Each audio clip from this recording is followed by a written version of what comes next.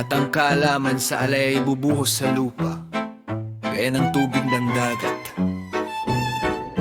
At ang mga anghel ng kaluwalhatian ng presensya ng alahaya ay magagalak sa kanya. Ang mga langit ay bubuksan, at mula sa templo ng kaluwalhatian ay bababa sa kanya ang pagpapabanal, kasama ang tinig ng Ama, gaya ni Abraham kay Isaac. At ang kaluwalhatian ng kataas-taasan ay ipahahayag sa kanya.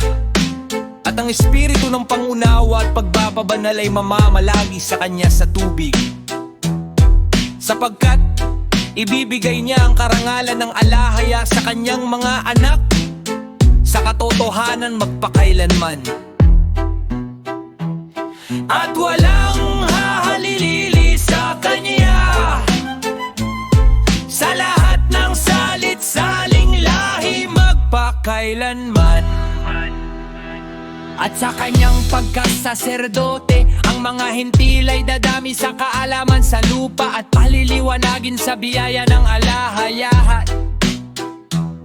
Sa kanyang pagkasaserdote, ang kasalanan ay magwawakas, at ang mga masasama ay titigil sa paggawa ng kasamaan. At kanyang bubuksan ng mga pintuan ng paraiso, at aalisin ang nakatalim na tabak laban kay Adan. At ibibigay niya sa mga banal na kumain mula sa puno ng buhay, at ang espiritu ng kabanalan ay sasa kanila.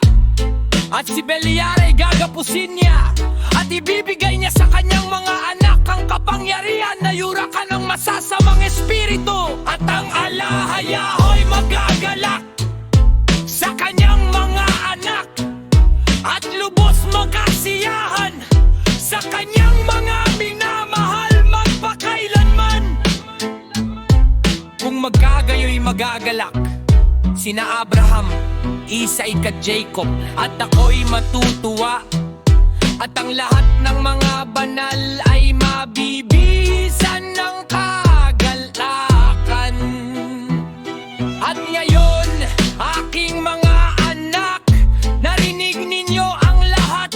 Piliin ninyo nga sa inyong sarili ang kaliwanagan o ang kadiliman, ang kautusan ng alahaya o ang mga gawa ni Beliar.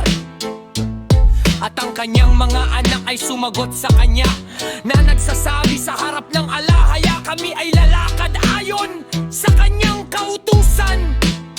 At sinabi sa kanila ng kanilang ama, ang alahaya, Aba Yahawa ay saksi, at ang kanyang mga anghel ay mga saksi, at kayo ay mga saksi, at ako ay saksi tungkol sa salita ng inyong bibig.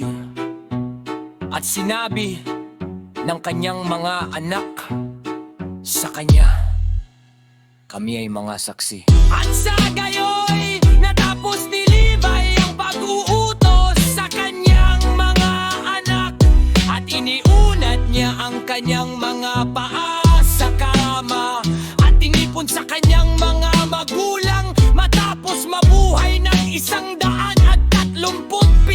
taon. At inilagay nila siya sa isang kabaong, at pagkatapos ay inilibing nila siya sa Hebron, kasama sina Abraham, Isaac at Jacob.